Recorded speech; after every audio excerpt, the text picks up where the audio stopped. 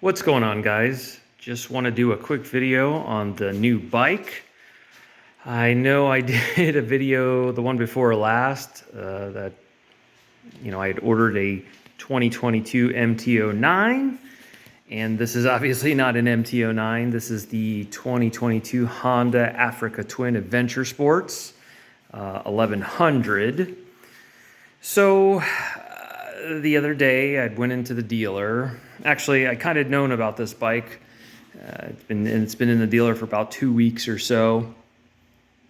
And last week when I went in, I was kind of getting anxious. I had already been waiting 3 months, 2 months, whatever it was now, for the MT-09. So we called the Yamaha rep, and he knows me from Instagram, follows me on Instagram, and sees my bikes, all my Yamahas, and was going to try to get me an MT-09. It looks like he couldn't do it. It sounds like there's 20 or 23 in all of America right now, so the chances of us actually getting one anytime soon, if at all, were going to be slim to none. Even though technically you don't really order them anymore, you put a deposit down and you pray that it finally comes in, and that since you've got the deposit, nobody else gets it over you. So that's what I did. That's what I had to do on my Tenere. He actually, my dealer, my buddy Sergio at Sun Sports, actually had to grab this Tenere from another dealer and get it for me and trade out a bike or something, because the one they were supposed to get never came in either. So having been through that already, I figured the MT-09 was going to be slim to none chance of happening. So I'd been looking at the Africa Twin the day that I ordered the MT-09, because it was in there. I think it was in there that day. I don't know. I go there so much. I can't remember. But it was there. I was checking it out. It's the first time I see one in person. Love the way it looks. I think it looks awesome. It's an awesome looking bike, just my opinion. But it had the DCT. And as a matter of fact, the day, now I say that, the day that I actually saw it on the showroom floor, I said, if this didn't have DCT, dual clutch transmission, basically an automatic transmission, it changes the gears for you, I would have already bought it. But it had the DCT, and I was not digging that. So when I found out about the Yamaha, I said, you know what, let me do a little research on this bike. This is the top of the line, adventure sport Honda Africa Twin that they make. I mean, the tubeless wheels, the heated grips, front and rear electronic suspension. It's got a freaking iPad on the dash, basically. You can also shift, with your thumb, with your finger, or your index finger. It's actually pretty neat if you want to manually shift it. So the guys that buy them with the DCT seem to love them. I still love my clutch. I still love the whole wheelies and jump in and this, that, and the other thing. But I figured, you know what? Let me give it a try. I've wanted one.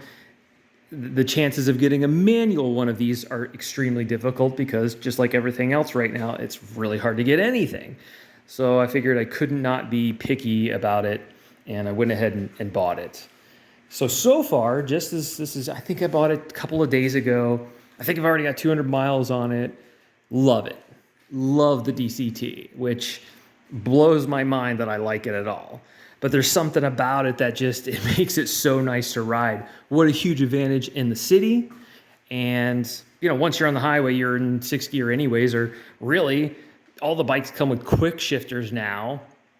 So you're hitting 1st gear and then you're quick shifting the rest of the way anyways. And that's basically what this is. I personally don't think that I can shift it quicker than this bike can do it with a computer, or faster. I personally just don't think. I watched a guy on a 2016, which is 100 cc's lower, and I think he went 0 to 60 in about 3 seconds, which is, sport bike fast. At least MT-09 fast.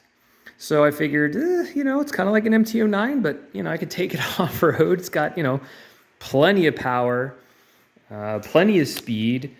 But I'm actually totally digging the DCT. I never dreamed I would, but it's so nice in the city, riding around, town, no clutch and shifting gears. You always got the guy that's at a stoplight that's like 2 cars back, and he just keeps slowly pulling up, and you got to shift back into first and pull up, and then he stops, and then he goes again. It's like, come on, dude, just go behind the car already. But every time I'm behind some of that, it seems like every time at a stoplight. So it's just so convenient. You just hit the throttle and it just goes. It's kind of awesome. So I'm digging it. Maybe I won't eventually. Maybe it's just the whole new feeling. It's kind of exciting. It's kind of new. It's kind of different. I like it. So don't get me wrong. I love my clutch. It's still what I probably prefer, but I'm not complaining about this. I love the way it rides. I love the way it drives. I've got it in the highest setting of everything. So it's the sportiest, it's the quickest. It's, I've got all the nanny stuff, the wheelie control, the traction control, that's always off. Just so I can get the full speed, full power out of it. And it moves. It is a fast bike. As far as on the street goes, the Africa Twin blows away the Tenere. Obviously, there's quite a cc difference in 1100 Twin compared to a 700 Twin. So kind of big difference. But, this zips to 100 miles an hour in seconds. This is, I've had it to 100 a few times. I think it's topped out at 125. I think I've had it to the top speed one time. But this bike is also 100 pounds heavier. So it actually feels quite a bit more stable on the highway, probably because of that weight. And even talking about weight, the way this motor, I think, is jammed in here, the bike actually feels just as light as the Tenere does. When you hold it, when I'm drying it off and setting it off to the side, letting all the water kind of run out from both sides, feeling the weight on my body, if I was to almost pick it up, it feels exactly the same as the Tenere. The Tenere is kind of high up there. Now, I also got to remember this is a 6.5 gallon tank on this Africa Twin. It's a huge fuel tank. They say it's over 300 plus miles on a tank, which I'm sure if you put it on cruise control, you probably get even better. But anyways, it carries its weight well, is what I'm saying. It also, seat height, it's adjustable seat height. This seat goes, even with this, basically. I've got it on the low setting. I'm 5'10", 180 pounds. I can put the balls of my feet on the ground on this bike. I've got the rally seat on the Tenere, and I am less than tippy-toeing. I actually have to sit to one side and put my foot flat on the ground at a stoplight on the Tenere. It is lower with a regular seat, but I love the way the rally seat looks on this bike. So I keep it on there and just deal with it. I just think the look is worth it. So this actually feels a little bit more manageable. Although this bike has got more ground clearance, it's got more suspension travel, the seat's actually an inch lower than stock Tenere is. So I think it's a good bike for guys that aren't super tall like myself at 5'10". I can, with my motocross boots on, I can actually flat foot this bike. And then, of course, you can adjust the suspension out of it too. The preload, all that. I tend to run mine just a little stiffer because, I've got my Tenere on pretty much the stiffest settings you can. If you watched my last video and I was doing 50 miles an hour down that whoop section, the moguls are insane, that strip that I was running. I'm basically skating on the top of it at 50 miles an hour, and I still bottomed the front suspension out on the Tenere because it hits so hard.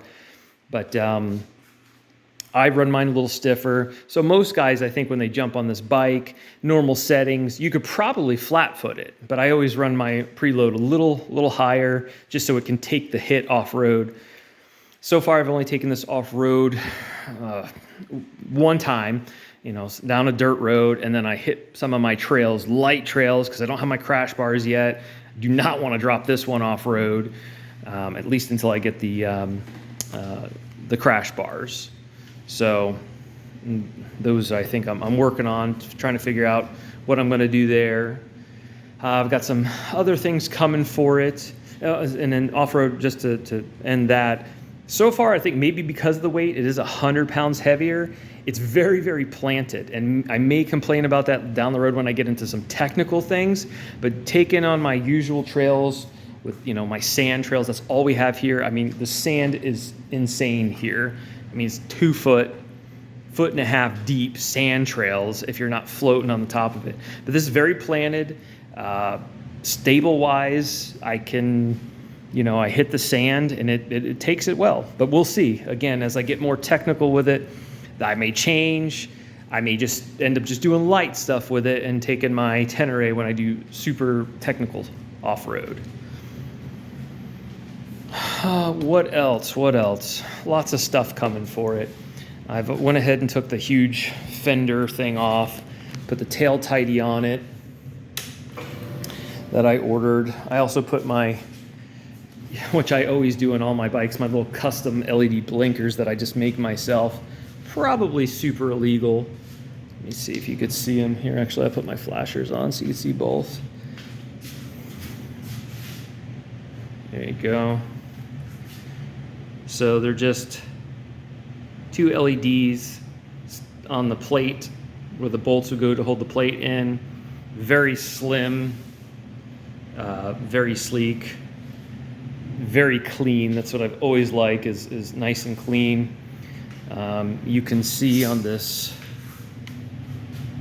iPad here, this thing's incredible. It does all sorts of things that you probably won't use. I've pretty much figured it out.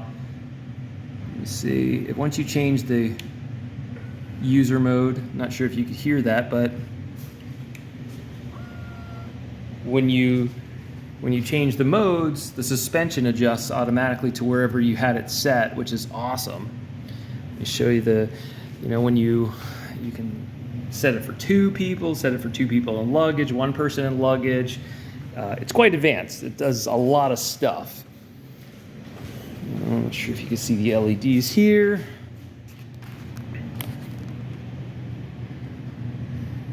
There's the front LEDs. Got a new windscreen coming. That's all adjustable, 6-position adjustable. The new windscreen's blacked out, so it looks much better. These were actually clear LEDs. I blacked those out just because I couldn't stand the clear. They're huge still, but you know, it is what it is. I haven't really found a good looking replacement for those quite yet. And something about with these, the Honda, there's always 3 wires on a Yamaha when you're wiring the turn signals. This has still got 2 wires, but it has a running light in too. So I cannot figure out exactly if I just want to use a 2-stage LED, how that works, or what wires I need to cut, or if I just need to get a running slash turn signal type light, which I just don't have. So I blacked these out and put the stock ones back on for right now until I figure something else out. I've got new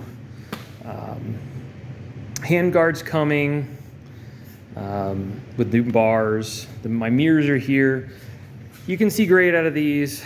Ugly, ugly mirrors, but I cannot stand the way they look. So my Power Mad mirrors are gonna go on, which I see fine out of on the Tenere. I like them just fine. I've got frame guards coming. Lots of odds and ends, tank grips, things like that. What else? I don't know, all sorts of stuff coming. I've got to figure out my crash bars and skid plate. But yeah, that's about it. Love this bike so far. I know people have already been asking me on Instagram, because if you follow me on Instagram, I have been posting a bunch of pictures of this so far. If I had to pick one, which one would I pick? You know, that's a tough question, because they're both fantastic bikes. Obviously, top of the line as far as quality goes. 2 Japanese motorcycles that are you know, got a great reputation. They're just different. If you were going to do more off-roading, and I hate to just put it in a box like this because I haven't off-roaded it yet, truly. I was impressed with what it would do for the little that I did, but the Tenere's just blows my mind every time I go out on it. If you watch my last video going 50 miles an hour on that sand boot, I'm telling you, I used to do 60 and 65 miles per hour on my KTM with unbelievable suspension on it. And if this does stock at 50, 50, 55, whatever it was, I mean, that's impressive to me for a 450-pound bike. So that bike impresses me every single time I go off-road. I love the bike. Now, if you're going to do more road, just some trails, lots of, national parks, things like that, highway and city use with the DCT, you can't stall it. Off-road, you can't stall it. Going down the road, it's so nice to not have to shift gears sometimes, especially when it's hot out. It's Florida. Sometimes it just sucks and it's annoying and people driving sucks. So it's actually quite nice, and it's got, like I said, close to sport bike speed and power. Hits 100 miles an hour again within seconds. It's just, if you're going to do a little bit longer distance, this is the bike for sure.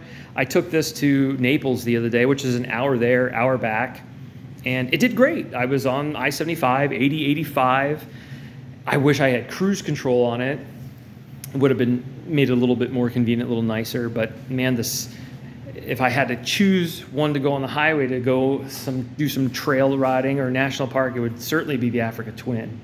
It carries two up, awesome. This is one of the first bikes I felt really comfortable taking my wife on. The suspension adjusts for both of us. It can handle it. It's just made for it. I like it. I like it for that kind of thing. But if you just went on, I had to keep one or the other. As of right now, I keep my Tenere. I love the way this looks. This Honda Africa Twin looks sweet to me, but there's something about this Tenere that's just awesome looking. Still one of my most favorite bikes I've ever owned, and one of my slowest bikes I've ever owned. So if that tells you something, it's impressive to me. It is. But the Honda's growing on me. I'm not usually a Honda guy, but I think they've made an impressive package. I mean, this is a cool bike. It does a lot of stuff. Basically sport bike, speed, power, but the ability to go off-road, I'm digging that. Again, being all sand here, we're going to see how this goes on the trails. It should be interesting, but I find that I've done more off-roading with this bike in the first couple of days than I had with this in the first 2 months on my Tenere. So, and maybe just because I'm used to going on with a Tenere, I just want to compare and see how this does. So again, see how it goes. More videos to come, guys. The parts should be rolling in the next couple of weeks, and I'll start to give some updates and see how it's going. All right, guys, see ya.